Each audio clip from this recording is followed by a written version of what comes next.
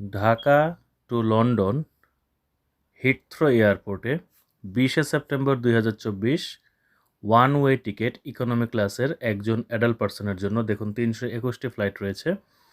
সর্বনিম্ন flight rate Saudi Arabian airlines 93,330 টাকা, China eastern 94,866 টাকা,